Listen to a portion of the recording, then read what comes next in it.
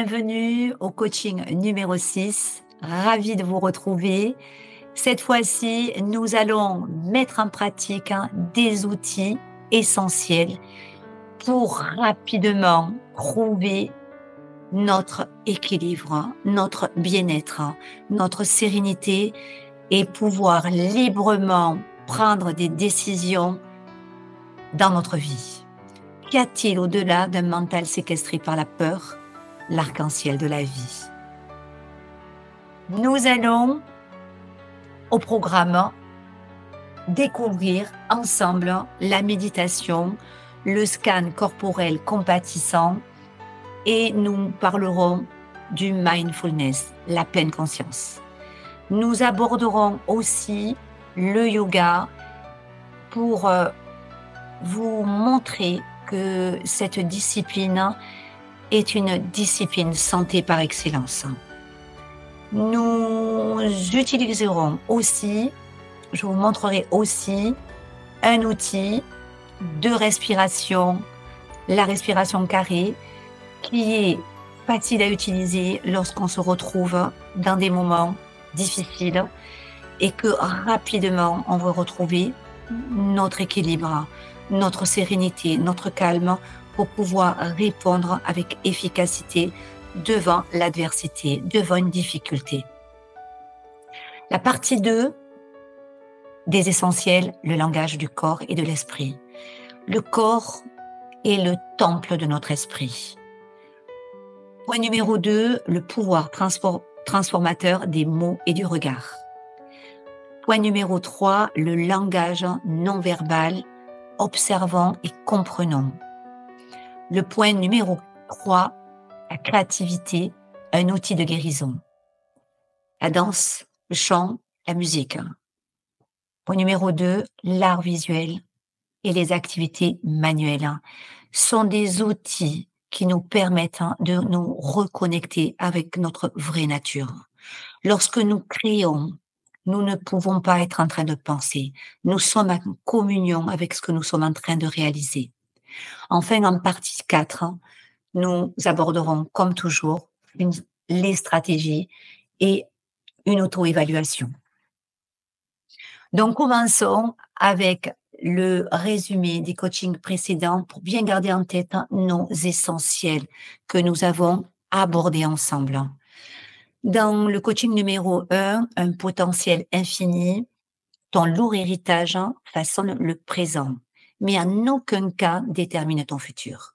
Par un entraînement mental, nous pouvons réinventer notre vie.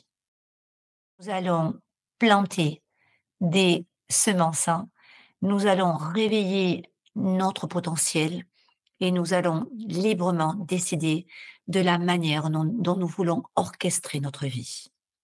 Le point numéro 2, nous avons vu l'ego, ami ou ennemi.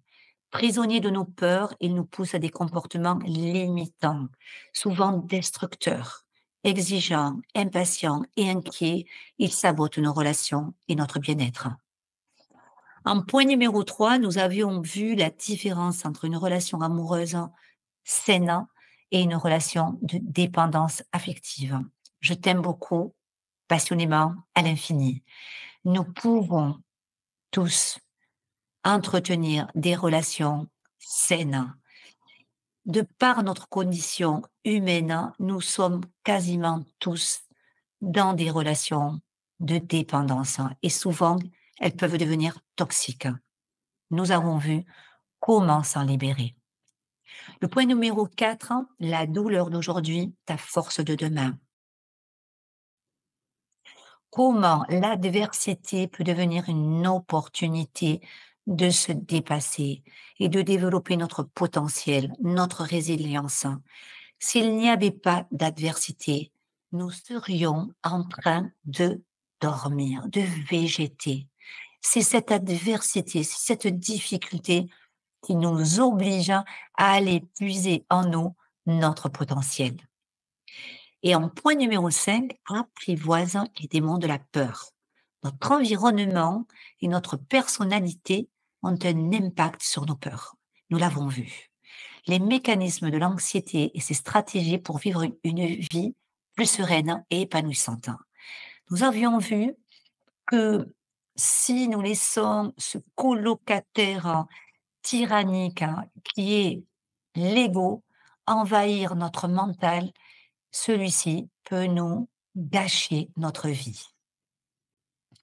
Et donc, sans plus tarder, commençons parce que ce qui est pour moi le kit indispensable de survie émotionnelle, les bienfaits du scan corporel compatissant.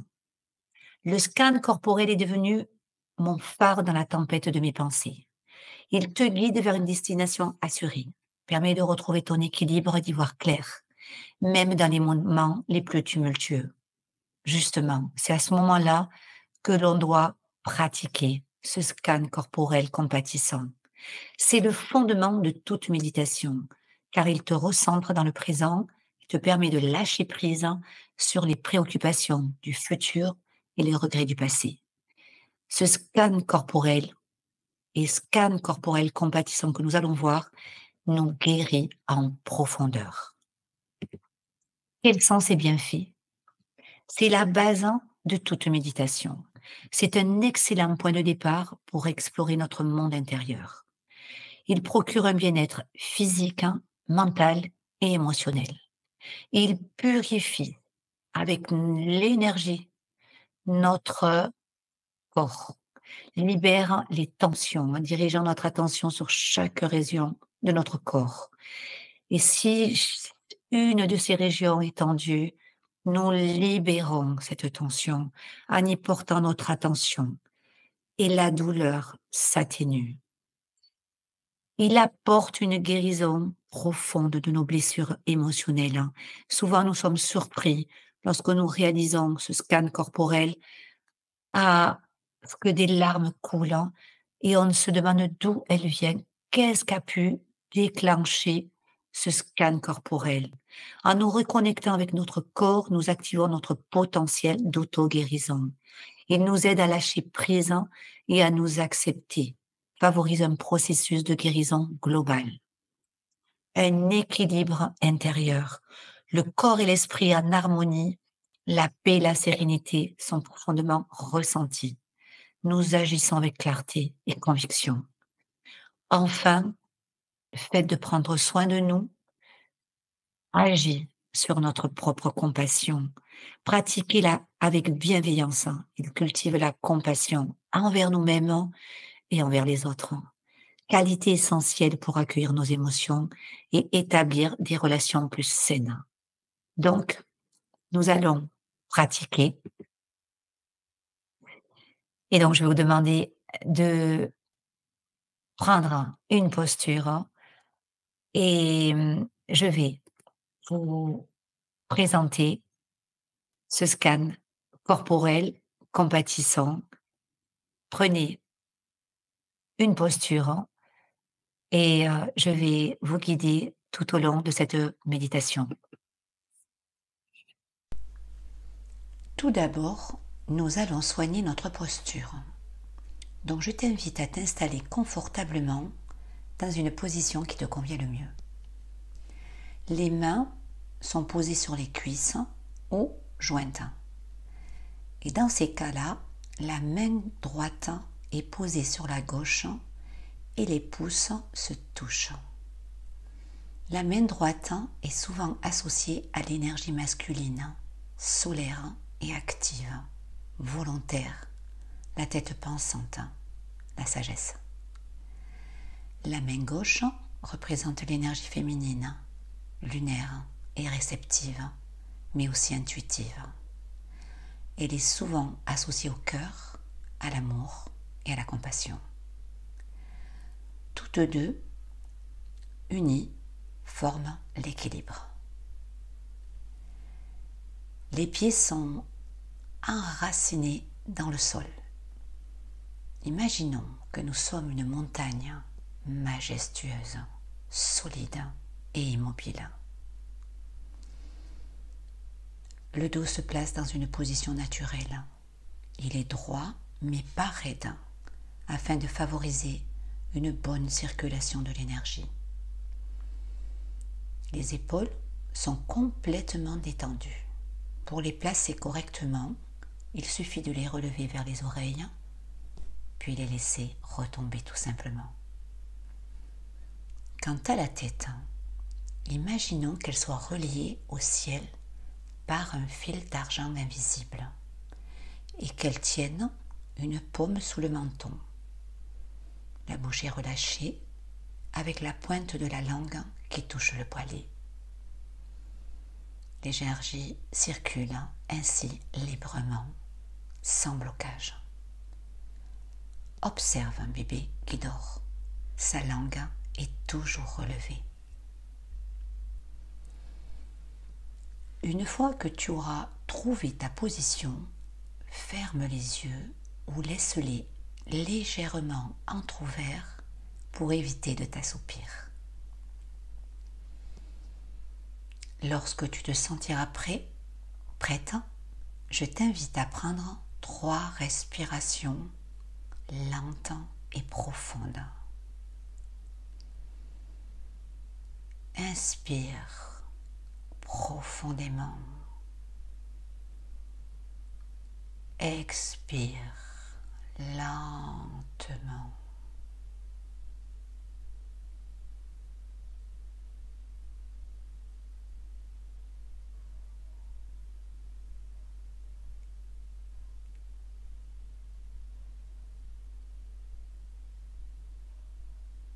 Sens l'air frais qui entre dans tes narines, l'air chaud qui en sort. Chaque inspiration apporte de l'énergie. Chaque expiration libère les tensions. Au fil des inspirations, ta respiration devient de plus en plus ample et profonde. Tes muscles se relâchent. Observe avec bienveillance le contact doux de ta peau sur le tissu de tes vêtements.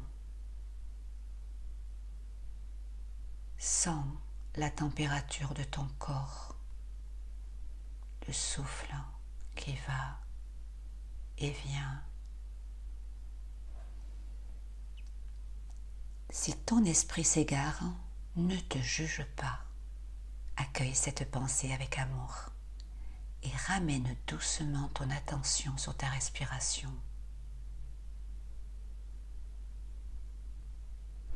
Explore à présent chaque partie de ton corps. Remercie-le pour tout ce qu'il te permet de faire chaque jour. Commençons par tes pieds. Tes pieds te portent partout, fermement ancrés dans le sol. Ils sont en contact permanent avec la terre nourricière. Découvre les sensations cachées dans tes orteils. La lourdeur, la chaleur, le froid, des picotements ou même rien du tout. Remercie-les pour tout ce qu'ils te permettent de faire. Marcher, danser, explorer le monde. Offre-leur un sourire pour tout le travail qu'ils réalisent pour toi. Appuie doucement tes pieds contre le sol, puis relâche-les. Remonte doucement vers tes jambes. Ressens leur force et leur endurance. Écoute le murmure de la vie circuler dans tes mollets. Laisse toute tension se dissiper.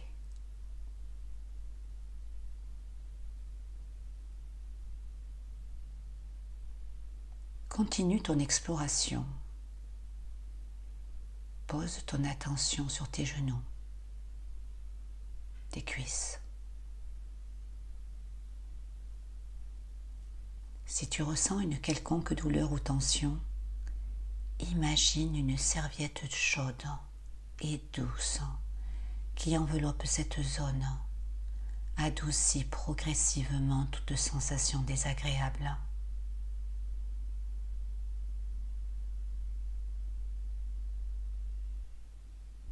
Déplace le champ de ton attention sur ton bassin, la base de ton dos.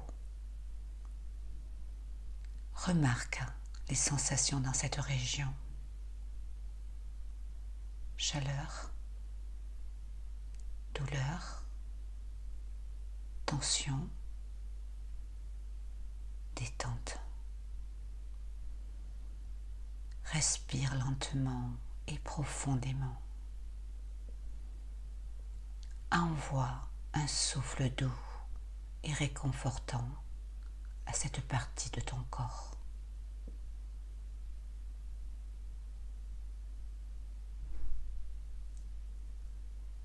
Voyage le long de ta colonne vertébrale et repère chacune de tes vertèbres. Perles lumineuses, parfaitement alignées où circule ton énergie. Parcours de bas en haut chacune d'entre elles.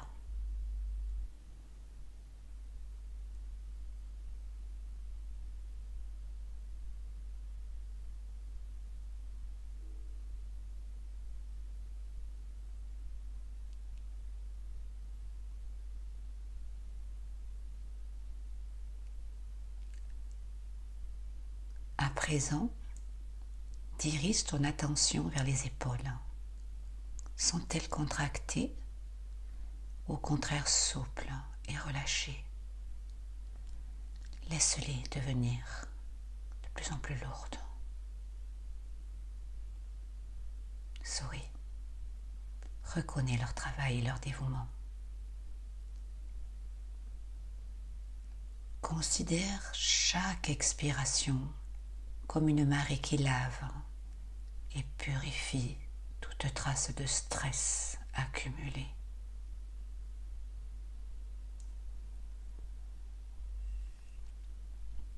Migre vers la région de ton ventre. Observe son mouvement. Ne force rien. À ton rythme. Le ventre se gonfle et se dégonfle comme un ballon.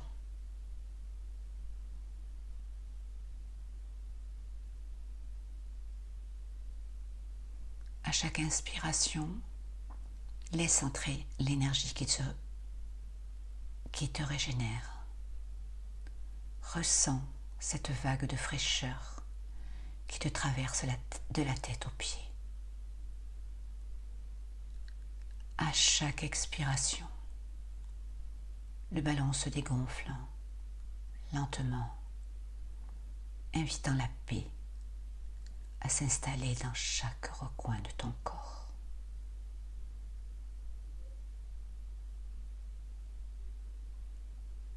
Migre vers la région de tes mains. Connecte-toi à leur sagesse, outil magique, capable de créer et de guérir. Ressens la vie qui circule dans tes mains, leur force et leur fragilité. Explore la texture de ta peau, la température de tes paumes. Sont-elles chaudes, humides? Ressens-tu des picotements ou rien du tout? Accompagne ton souffle jusqu'au bout de tes doigts.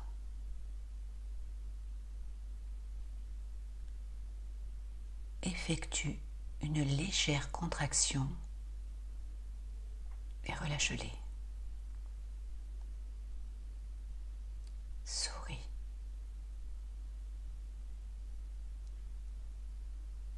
Glisse ton attention sur tes avant-bras et laisse cette douce énergie purifiante remonter le long de tes bras en direction de ton cœur.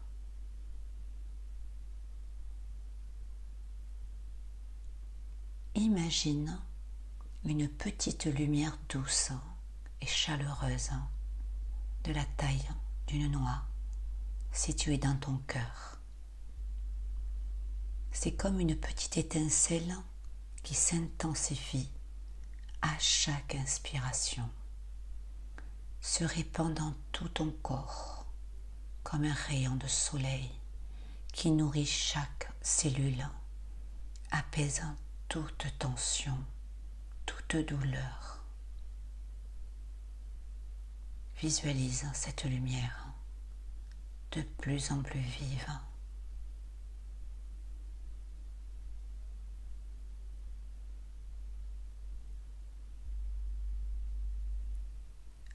À chaque expiration, laisse s'envoler par tes narines, comme une fumée noire, toutes tes préoccupations, passées, présentes et futures.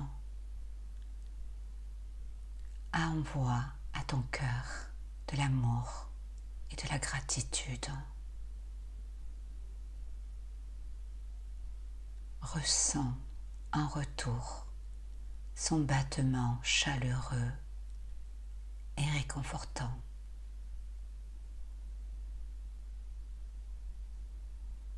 À présent, apporte un souffle doux à ton cou et dissipe toute raideur, douleur accumulée.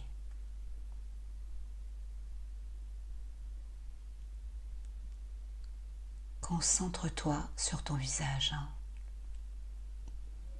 Relâche ton front. Celui-ci est alourdi de nombreuses émotions. Libère-les.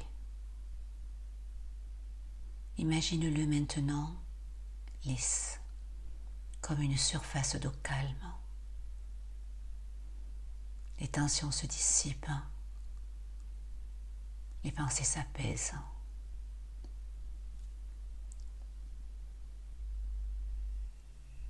Illumine ton visage de douceur. Tes paupières et tes yeux sont les fenêtres de ton âme.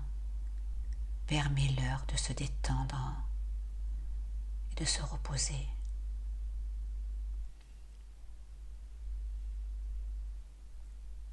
Déplace ton attention sur ta mâchoire, souvent crispée. Elle a tendance à retenir nos émotions, nos frustrations et nos colères pour nous protéger. Ouvre grand cette porte et laisse entrer la paix et la sérénité.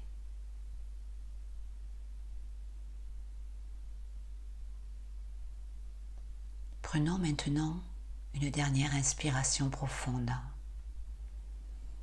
Imagine la lumière blanche de ton cœur, éclatante de pureté, qui inonde tout ton corps, le purifiant et le revitalisant.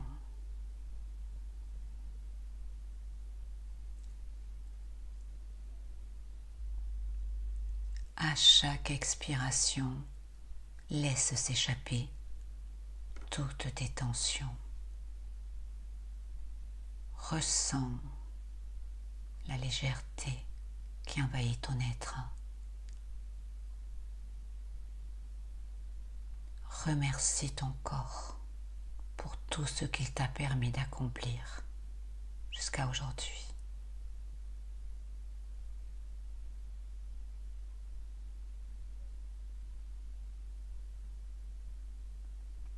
Pour clore cette méditation, prends 3 dernières respirations profondes et lentes et répète mentalement: je suis calme, je suis en paix, je suis aligné.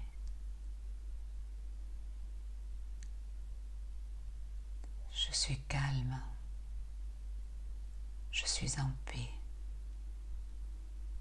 Je suis aligné. Je suis calme. Je suis en paix. Je suis aligné.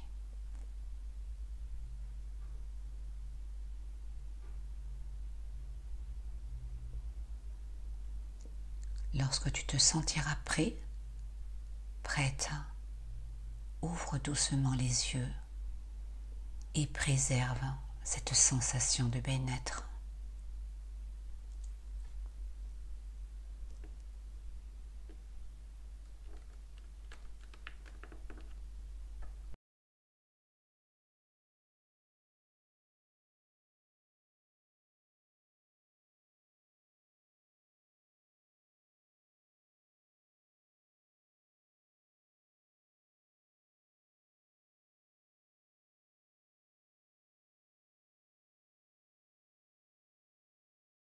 Donc méditer, ce n'est pas, comme vous avez pu le constater, uniquement prendre 5, 10 minutes, un quart d'heure de notre temps tous les jours.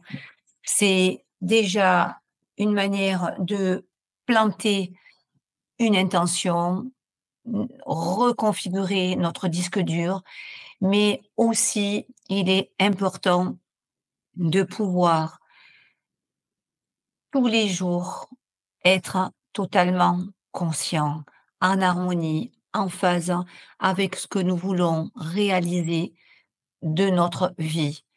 Et par conséquent, nous allons devoir utiliser ce que nous appelons le mindfulness. Et ce mindfulness, c'est développer une présence consciente qui nous permet d'entretenir une relation riche, intense avec nous-mêmes. C'est comme si nous plantions des semences dans notre jardin intérieur et que nous voulions les cultiver, les voir s'épanouir. Pour cela, il est important que nous puissions, dans notre quotidien, non seulement enlever les mauvaises herbes, prêter attention à ne pas avoir des conduites qui nous amènent à un mal-être, prêter attention à nos mots, nous les verrons tout à l'heure, à nos conduites, à nos réactions, pour que justement les semences qui sont dans notre cœur, nous puissions les voir s'épanouir dans notre vie. Donc, prendre conscience, pleinement conscient, quand on est pleinement présent de la manière dont nous allons agir, parler, nous comporter. C'est tout un art, le mindfulness. C'est tout un art de vivre que d'être pleinement présent. Et donc, qu'est-ce qu'il peut nous apporter, ce mindfulness? Eh bien, comme nous le voyons, un bien-être mental et émotionnel. Il réduit le stress et l'anxiété parce qu'on n'est plus en réaction, on pose des actions. On décide librement de la manière dont nous voulons agir avec notre interlocuteur, avec nous-mêmes. Ça améliore la qualité du sommeil, une meilleure gestion des émotions, puisque nous sommes acteurs et non plus victimes de nos émotions. Nous augmentons la résilience face aux difficultés. Pourquoi? Parce qu'une meilleure assise, une meilleure sérénité, une meilleure plénitude nous permettent de prendre des actions, des décisions beaucoup plus engagées. Développement de la compassion envers soi-même et les autres. Évidemment, si je prends soin de moi, je vais, en miroir, prendre soin des autres comme je prends soin de moi. Et je n'ai pas à attendre que les autres prennent soin de moi, je sais prendre soin de moi. Une présence et un ancrage dans le moment présent. Qu'est-ce que ça amène? Une diminution des ruminations mentales, ce que nous on appelle la cognition, la fusion cognitive, une meilleure appréciation des petites choses de la vie. Nous sommes présents, nous sommes avec nos enfants, nous sommes en train de savourer un bon repas, un fruit, nous sommes au bord de la mer en train d'écouter le bruit des vagues, hein, l'odeur, le parfum. La vie est est, accueillie avec une toute autre dimension. Amélioration des relations interpersonnelles. À partir du moment où on a une meilleure relation avec nous-mêmes, hein, la communication devient plus authentique et efficace, hein. On a une meilleure écoute, hein, active, hein. On développe de l'empathie, puisqu'on le développe à l'égard de nous-mêmes. On prend le soin de prêter attention à nous-mêmes, hein. On renforce les liens sociaux, on est moins exigeant, on est moins sévère, hein. Une résolution plus constructive, hein, des conflits. On sait communiquer parce que je ne vais pas m'emporter quand je sens qu'il y a une émotion qui me bouleverse, hein, quand je sens que je viens de recevoir un coup de poignard, je vais prendre du recul, hein, et je vais essayer d'y apporter une solution, mais constructive, hein, vis-à-vis de cette personne qui m'a blessée. Un développement personnel, une prise de conscience accrue de soi, en augmentant la confiance en soi. On développe l'intuition. On, comme je vous l'ai dit, on a des décisions beaucoup plus claires et une plus grande créativité. Évidemment, si on est pleinement présent, nous savons comment créer, comment devenir les architectes de notre vie. Donc, mindfulness, c'est au quotidien. Le matin, dès que je me réveille, hein, je suis déjà en pleine conscience, avec une immense gratitude, hein, de me retrouver avec mon corps, avec mon état de santé vivant. Rien que ça, c'est important. Et puis après, je regarde autour de moi et je me dis, qu'est-ce que j'ai réalisé? Qu'est-ce que j'ai de satisfaisant, de bénéfique, hein? Je pars dans une journée où je vais être acteur, décideur, libre. Ça change tout. Un autre outil très important, le yoga. Le yoga, je tenais à en parler parce qu'on a tendance à l'associer uniquement aux postures. Les postures, c'est une partie des pratiques du yoga. Mais le yoga, c'est un art de vivre. C'est une philosophie. C'est contrairement aux croyances, hein, ce n'est pas de réaliser des parfaites postures, hein, ou des contorsions impossibles, hein, d'obtenir un ventre plat et encore moins, un ventre musclé. Oui, il le sera, mais ce n'est pas la finalité. Le yoga est sans lien avec le fitness, les méthodes pilates, hein, la zumba ou autres disciplines sportives qui peuvent se compléter. Cela ne veut pas dire que les autres activités sportives sont à écarter. Loin de là. Elles permettent de favoriser aussi notre épanouissement, notre recherche d'équilibre. Et ce yoga, discipline santé millénaire par excellence, hein, procure un épanouissement non seulement physique, hein, mental, spirituel. Il nous permet d'avoir une meilleure prise de conscience de soi, une libération des tensions physiques et psychologiques, hein, favorise la souplesse du corps et de l'esprit, offre un équilibre, hein, une belle énergie et de la vitalité en quelques postures. Les yogis, dans leur quête, hein, de perfectionnement, ont observé la nature et les animaux et ils les ont observés dans leur habitude, dans leur habitat naturel. Mmh, comment ils maîtrisaient leur corps avec une grâce, hein, et une fluidité remarquable. Chaque posture était une expression de leur profond être. En imitant les postures des animaux, les yogis ont cherché à s'adapter à leur environnement et à développer une plus grande conscience de leur corps. Chaque posture animale correspond à une qualité spécifique. la force du lion, la souplesse du chat, la stabilité de l'arbre. Qui n'a jamais ressenti une douleur au dos, une raideur dans les épaules ou une difficulté à se lever du canapé? Ces petits désagréments liés à des tensions et puis avec le temps au vieillissement, au mauvais entretien de la machine, peuvent rapidement devenir invalidants, handicapants.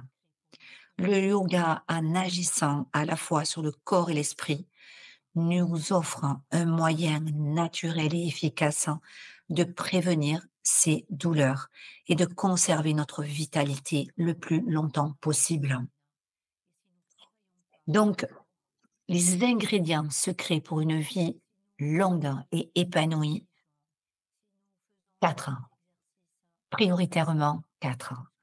Une meilleure flexibilité et mobilité. Et avec le temps, nous le voyons, notre corps devient de plus en plus rigide. Et si nous ne travaillons pas ce corps, si nous ne méditons pas, si nous lui exigeons, si nous faisons des exercices physiques tels que la musculation, tels que n'importe quel type de sport, petit à petit, nous allons diminuer notre amplitude de mouvement et nous allons avoir des douleurs articulaires qui sont liées à nos émotions et à notre manière de traiter notre corps, de ne pas en prendre soin. Un point très important, la santé des organes internes. Nous l'oublions. Le yoga non seulement travaille sur nos muscles visibles, mais sur nos muscles internes et tout particulièrement par le biais de la respiration. Il tonifie nos muscles du plancher pelvien. Cette petite hamac, corbeille, j'allais vous dire, où reposent nos organes, est souvent négligée au fur et à mesure du temps. Et ces organes qui sont retenus par les muscles abdominaux et tout particulièrement les muscles transverses, si nous ne les travaillons pas, nous allons rapidement, au bout d'un certain nombre d'années, à la quarantaine, à la ménopause, en préménopause, ressentir les effets de ce relâchement, des prolapsus, des problèmes d'incontinence. Ce sont des soucis que rencontrent beaucoup de femmes, une femme sur 2. Et souvent, nous n'en parlons pas parce que nous sommes gênés, parce que nous en avons honte. Et donc, petit à petit, on va mettre de côté les relations sexuelles, les relations intimes.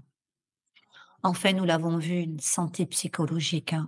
Le scan corporel à chaque fin de séance est pratiqué. Pourquoi? Parce que toutes ces postures que nous allons réaliser tout au long de la séance, il y en a 4 importantes, vont être imprimées, gravées, arrosées dans notre corps et pour cela, il va falloir le détendre.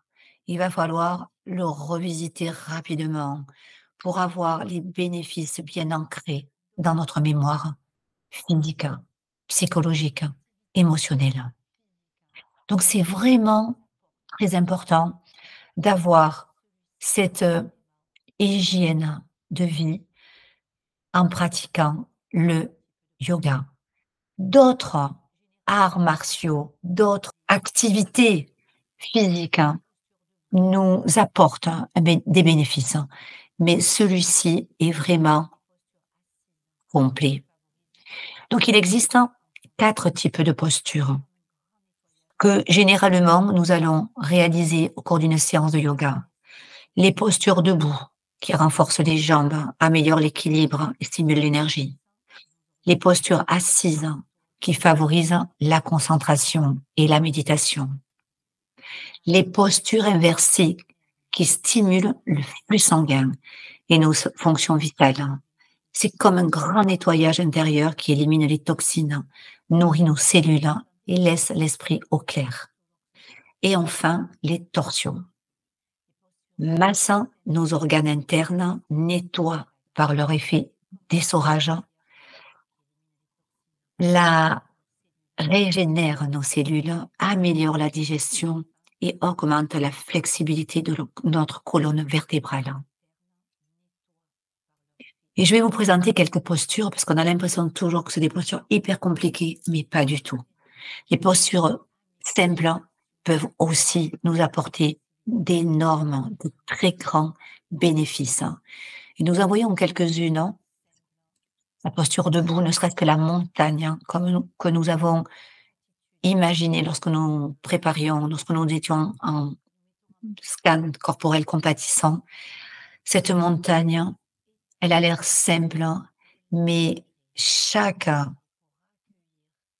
attitude, chaque posture que nous mettons en place lorsque nous réalisons cette montagne est essentielle pour libérer l'énergie, pour accueillir, pour nettoyer. La deuxième posture, elle permet un étirement déjà au niveau des jambes, au niveau du dos. La troisième, c'est une posture qui est une posture que l'on pratique pour détendre et qui est souvent en transition entre les postures assises, les postures debout. Et je vais vous montrer aussi qu'elles peuvent se faire, ces postures, à l'aide d'une chaise. Tout le monde peut réaliser le yoga, même lorsque nous sommes alités. Donc, les bénéfices du yoga est aussi au-delà de ce que nous réalisons lorsque nous faisons une séance de yoga. Parce que le yoga se déroule sur deux plans, le physique et le philosophique.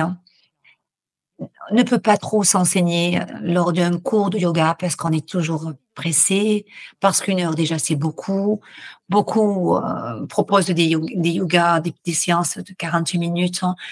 Si on veut faire une vraie pratique de yoga, il nous faudrait au moins une demi-heure, 1 heure et demie.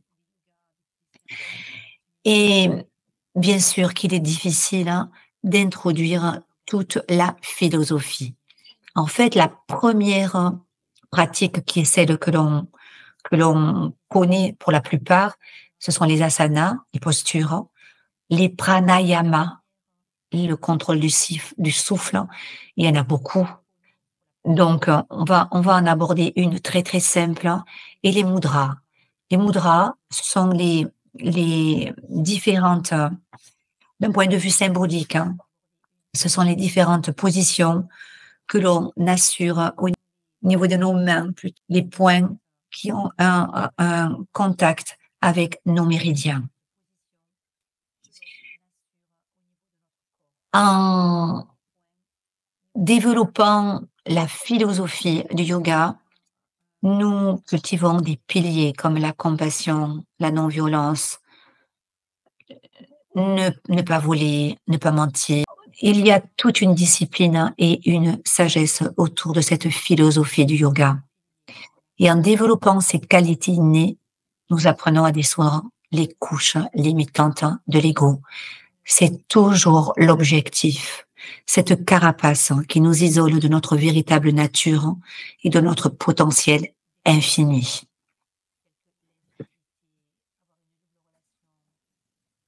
Toute la pratique du yoga tourne autour de la respiration, du souffle de la vie.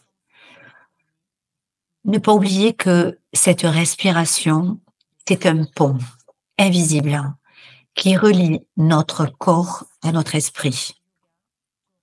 La respiration, c'est une connexion profonde qui apaise émotions et relâche nos tensions.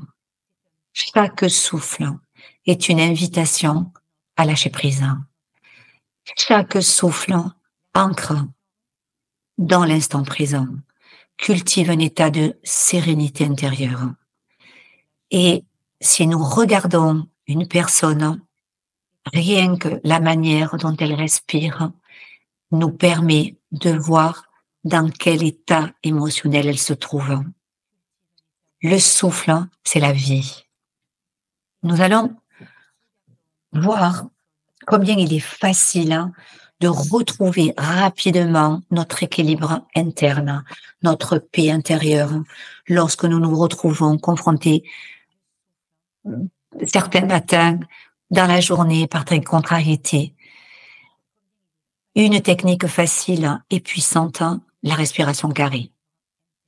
Qu'est-ce que cette respiration carrée? Une pratique. D'abord, en sanskrit, la respiration carrée s'appelle Samavriti. Elle consiste à effectuer des cycles respiratoires égaux, en durée comme les 4 côtés égaux d'un carré. C'est un outil formidable que nous pouvons proposer à nos jeunes adolescents pour les aider à gérer leur stress, leur peur, leur phobie scolaire. Mais c'est un outil que l'on peut utiliser nous-mêmes lorsqu'on est tout d'un coup confronté à une difficulté. Elle permet d'adapter rapidement et simplement une attitude positive face à une situation. Elle est simple, elle est rapide, elle est discrète et l'avantage, c'est qu'elle nous permet nous-mêmes de retrouver rapidement notre équilibre. Alors, de quoi s'agit-il? Cette respiration carrée, comme son nom l'indique, nous nous posons et nous allons inspirer lentement par le nez pendant un temps déterminé. Car nous ne sommes pas habitués à réaliser cette respiration carrée. En général, on compte jusqu'à 4. C'est-à-dire, j'inspire. 1, 2, 3, 4. Je retiens ma respiration et j'expire. Je retiens.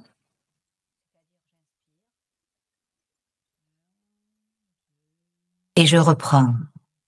L'idée est de créer un rythme régulier équilibré pour calmer le système nerveux et favoriser la relaxation. C'est vraiment un outil précieux pour tous les bénéfices qu'il nous apporte. Et je voulais vous aborder 5 petites minutes sur la partie 2 que nous développerons parce que nous sommes presque à 1 heure de séance.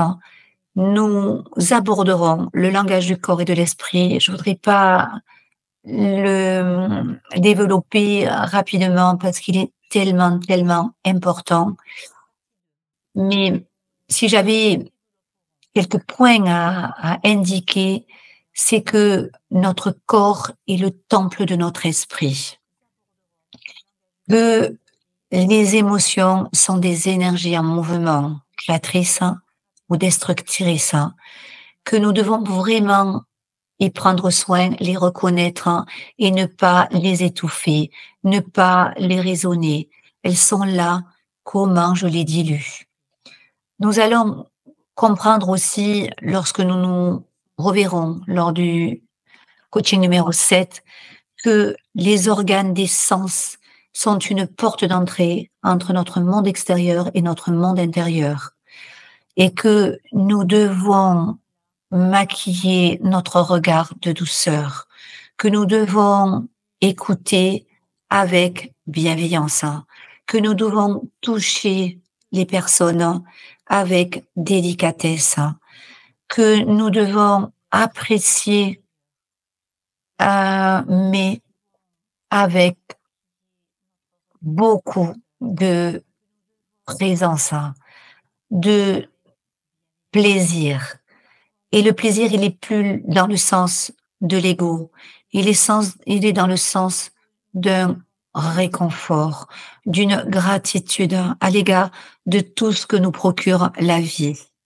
La posture, nous le verrons, influence directement notre état émotionnel. Une posture droite et détendue favorise notre bien-être. Une posture voûtée renforce des sentiments de tristesse et d'insécurité. Et nous voyons de suite la manière dont la personne se tient, si elle est raide, si elle est rigide, si elle est anxieuse ou si elle est craintive, si elle a des appréhensions par rapport au monde extérieur qui l'entoure. Le manque d'ouverture est aussi un indicateur du malaise qui existe chez certaines personnes. Et le toucher, comme je disais tout à l'heure, le toucher a des vertus thérapeutiques tellement importantes. Quand il y a un accident de la route et que les personnes sont semi-conscientes, un toucher peut lui permettre de revenir à la vie. Une simple caresse. Le pouvoir transformateur des mots et du regard. Les mots sont comme des vibrations. Elles peuvent être positives et bienveillantes ou négatives et parfois violentes. C'est un indicateur aussi de l'état émotionnel dans lequel se trouve la personne. La manière dont elle parle déjà nous indique l'état dans lequel se trouve tout son être. Le regard aussi, comme je disais tout à l'heure, le regard doit être doux. S'il est fuyant ou accusateur, il est un indicateur d'une certaine crainte, d'un manque de confiance. Les regards en disent long sur celui qui exprime. Maquillons notre regard de douceur. Et puis, observons par le comportement, par le discours, les besoins non satisfaits. Ça, c'est très important parce qu'ils nous permettront de nous corriger, de nous ajuster face à notre interlocuteur plutôt que de réagir. Et donc, il y a quelques points que nous pourrions observer dans ce langage non verbal. La posture. Est-elle fermée? Bras croisés, jambes croisées, ouvertes, bras le long du corps, les jambes écartées. Qu'est-ce que cela peut signifier? Le regard. Évite-t-il le regard? Ou fixe-t-il intensément son interlocuteur? Lors d'un date, comment se comporte cette personne? Le regard peut révéler de la timidité, de l'agressivité ou de la sincérité. Les gestes. Les gestes, pas uniquement les gestes de la main, qui peuvent être agités ou immobiles, mais aussi les gestes lorsque la personne mange, autour d'un repas, prend un café. Comment elle est en relation avec ce qui l'entoure? Les mouvements sont-ils amples ou restreints? Les gestes soulignent des émotions, des idées ou des incertitudes. L'expression du visage. La personne sourit-elle? Est-elle sincère? Ou est-ce un sourire forcé? Les sourcils sont-ils froncés? Les lèvres sont-elles fermées? Le visage révèle des émotions comme la joie, la peur, la colère. Lors d'un interview, lors d'un entretien professionnel, observez votre interlocuteur. Vous en apprendrez beaucoup. L'écoute active. Prête-t-il attention à ce que je dis? Pose-t-il des questions?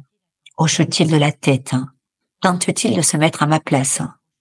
Exprime-t-il de la compassion lorsqu'il parle de sa vie, des protagonistes qui ont participé à sa vie?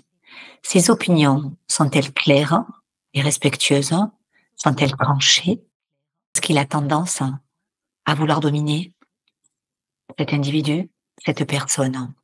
Et puis on va voir la congruence. Y a-t-il une cohérence entre ce qu'il dit et ce qu'il fait? Sans langage verbal et non verbal, sont-ils alignés? Sans le langage verbal et non verbal, sont-ils tous les deux alignés?